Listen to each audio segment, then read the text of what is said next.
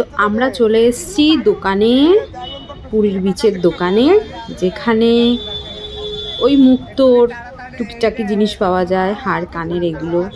তো এখানে মিতা একটা কানের দেখছিল, যেটা ওর খুব পছন্দ ছিল, ওর একটা ড্রেসের সঙ্গে পরার জন্য ও চাইছিল। তো দেখে নিচ্ছিল ওকে কোনটা মানায়। তো দেখো তো বন্ধুরা, এটা কি ওকে ভালো লাগছে? কমেন্ট করে জানিও। এখানে আরো ভালো ভালো জিনিস ছিল, দেখছিলাম। তারপর চলে গেলাম এই শাখার দোকানে। এই শাখাগুলো বিক্রি হচ্ছিল। ওরা বলছিল এগুলো অরিজিনাল শাখা, কিন্তু আমার মনে হচ্ছিল না এইগুলো অরিজিনাল শাখা, কারণ এই শাখা আমি এর আগেও নিয়েছি। তো এখানে চলে এসছে, দেখো এই যে মাছ ধরে নিয়ে চলে এসছে। এই যে নৌকাটা সবে উঠছে। তো চলো আমরা দেখি এখান থেকে আমরা কি কি মাছ দেখতে পাই, কিছু মাছ কিনতে পারি কিনা। তো মাঝিরা এই যে দেখো নৌকা তুলে নিল। এইবার ওই যে জাল, এই জালটা এবার খুলবে। তো চলো দেখি জালে কি কি মাছ আছে। তো এই দেখো জালটা খুলে নিচ্ছে, এই যে জাল খুলছে।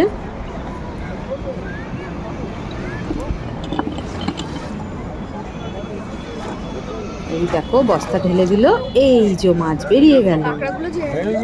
আর এই দেখো কাঁকড়া, এই দেখো কাঁকড়াগুলো জ্যান্ত। এখানে অনেক ধরনের মাছ আছে, এই যে পার্শে মাছ আলাদা করছে, আরো অনেক রকমের মাছ আছে, কিন্তু আমি তো সব মাছ চিনি না। প্রচুর প্রচুর মাছ উঠেছে, প্রচুর মাছ ছিল ওখানে। এই দেখো এগুলো কি মাছ আমি জানি না, সামুদ্রিক মাছ। আর এই দেখো কাঁকড়াগুলোর কালার দেখেছো? এগুলো কিন্তু আমাদের কলকাতায় পাওয়া যায় না, এগুলো সামুদ্রিক কাঁকড়া, যেন কালারগুলো দেখো কেমন। এই দেখো এখানে বিভিন্ন ধরনের মাছ, চিংড়ি মাছ, আরো অনেক রকমের মাছ আছে যেগুলো আমি চিনি না।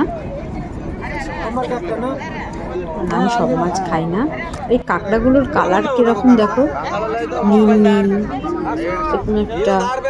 এইটা এই যে দেখো পেছনে একখানা কি জানি না, এগুলো কি বলে, তোমরা কেউ জানলে আমাকে কমেন্ট করে জানিও। এইসব দেখার পর রাত্রে চলে গেছিলাম এই যে মন্দিরের বাইরেটা দেখো কি সুন্দর সাজানো গোছানো, খুব সুন্দর পয় পরিষ্কার। আর এই দেখো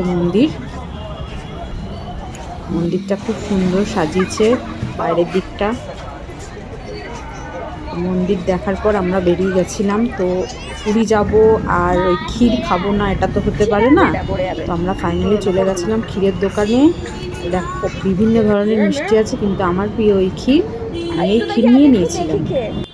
তারপরে গেছিলাম একটা জগন্নাথ ঠাকুর কিনবো বলে।